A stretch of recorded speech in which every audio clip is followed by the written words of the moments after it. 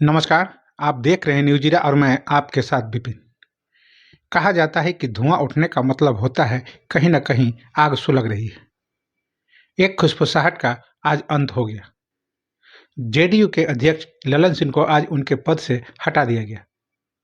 नए अध्यक्ष बिहार के मुख्यमंत्री नीतीश कुमार खुद बन गए। ललन सिंह के हटाए जाने की खबरें पिछले एक सप्ताह से सुर्खियों में थी। इस खबर के साथ साथ ही यह भी खबर चल रही है कि बिहार के मुख्यमंत्री नीतीश कुमार महागठबंधन से अलग होकर एनडीए के साथ जाएंगे। धुआं उठाए तो निश्चित ही आग भी लगी होगी, क्योंकि यह आग दोनों तरफ से लगी है।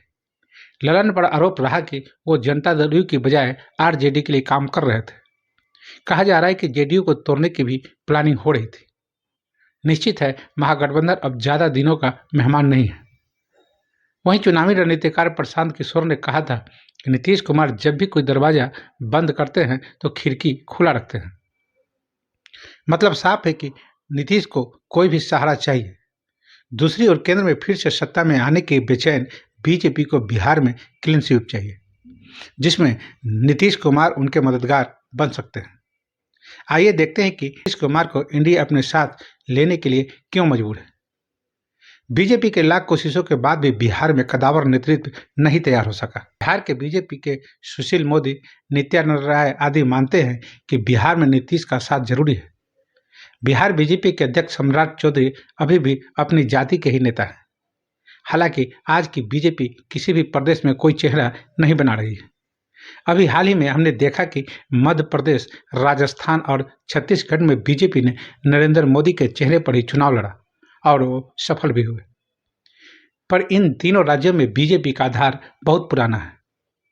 बिहार में ऐसा नहीं है। बिहार की राजनीति भी अलग तरह की है। बीजेपी इस बार लोकसभा चुनाव को लेकर बहुत सेफ गेम खेल रही है। वह कोई ऐसी गलती नहीं करना चाहती जैसा 2004 में हुआ था। इंडिया साइनिंग की धूम में पार्टी ने ओवर कॉन्फिडेंस के चलते तब सत्ता गंवा दी थी। यही कारण है कि जहां भी पार्टी को थोड़ी भी आशंका है वहां पर हर तरह की तैयारी की जा रही है।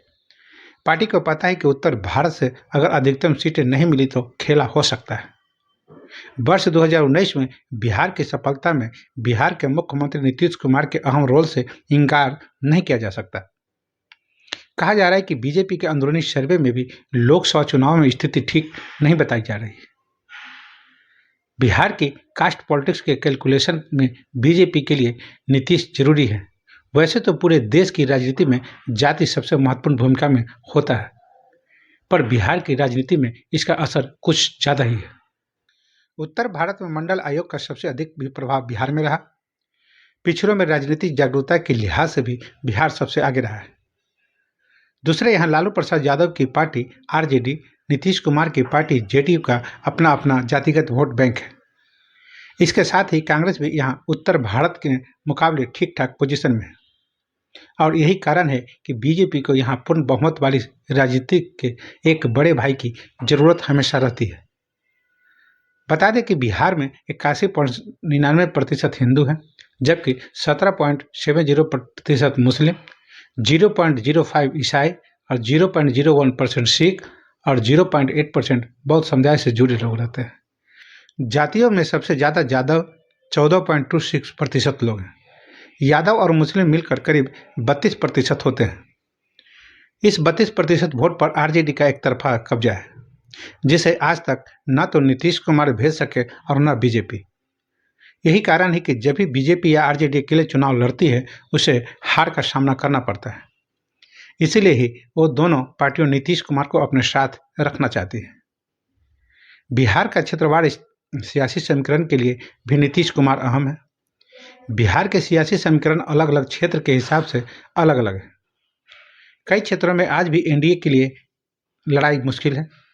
बीते कुछ चुनावों के परिणाम और वोट बैंक के पैटर्न को देखें तो यह बात स्पष्ट हो जाती है कि उत्तर बिहार में महागठबंधन की तुलना में एनडीए का पलड़ा भारी है। यहाँ लोकसभा के कुल 12 सीटें हैं। मतलब यहाँ पर जेडीयू के बिना चुनाव लड़ने के बावजूद एनडीए को ज़्यादा नुकसान नहीं हो रहा है। इसी तरह मिथिलांचल में महागठबंधन के मुकाबले एनडीए अच्छी पोजीशन में है। यहाँ पर कुल 9 लोकसभा के सीटों पर दाव है। मिथिलांचल में 2024 के चुनाव में एनडीए को ज़्यादा सीटें मिल सकती हैं, लेकिन सीमांचल और पूर्वी बिहार रीजन के चुनावी मुकाबले में एनडीए का महागठबंधन भारी पड़ेगा। यहाँ पर एनडीए को 2019 जैसे परिणाम नहीं आने वाले। सीमांचल में कुल 7 लोकसभा की सीटें हैं, वहीं मगध के इलाके में मामला 50-50 का है।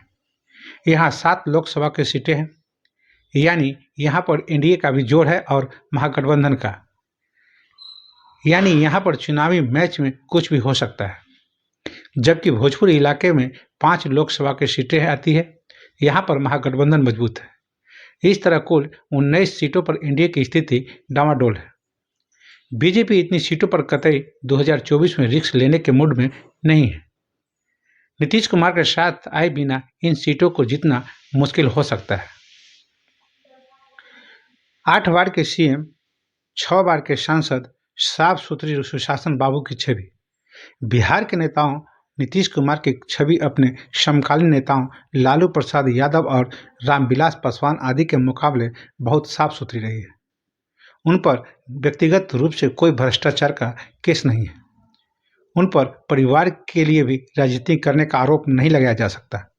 जिस तरह बीजेपी में प्रधानमंत्री मोदी अपने परिवार को सत्ता में भागीदारी कभी नहीं बनाए, ठीक वही हाल बिहार के मुख्यमंत्री नीतीश कुमार का रहा है। नीतीश कुमार के नज़दीक छोड़ दीजिए, दूर के रिश्तेदार भी राजनीतिक भागीदारी से दूर है। नीतीश कुमार ने कभी अपनी पत्नी जब जीवित रहे या पुत्र को भी पॉलिटिकल बेनिफिट से दूर रखा। लालू प्रसाद यादव के शासनकाल में जिस तरह बिहार की स्थिति खराब हो चुकी थी, उसे सही करने में नीतीश कुमार का बड़ा योगदान रहा है। अपने पहले कार्यकाल में किए गए कार्यों के चलते ही वे बिहार में सुशासन बाबू के नाम से लोकप्रिय हुए, और यही कारण है कि नीतीश कुमार को बीजेपी नहीं, आरजेडी भी कम विधायकों के बावजूद मुख्यमंत्री बनाने को मजबूर होती है। नीतीश कुमार की राजनीति एनडीए की लाइन लेंथ पड़ी है। आरजेडी के साथ होने के बावजूद नीतीश कुमार बहुत से मुद्दे पर एनडीए के काफ़ी नज़दीक रहे हैं। इजरायल और हमास की लड़ाई का मुद्दा हो या फिर हिंदू ग्रंथों पर आरजेडी के कुछ नेताओं द्वारा की जाने वाली तीखी टिप्पणी, ऐसे मसलों पर जेडीयू ने हमेशा से आरजेडी से अपनी अलग राय रखी है। G20 की मीटिंग में प्रधानमंत्री का मुख्यमंत्री नीतीश कुमार के प्रति विशेष प्रेम का इजहार, अटल बिहारी वाजपेयी और अरुण जेटली से संबंधित समारोह में पहुंचना और इस बात का संदेश दे रहा है कि वे वैचारिक तौर पर कभी बीजेपी से दूर नहीं रहे। तो बस आज के लिए इतना ही। तो हमें आज्ञा दीजिए। नमस्कार।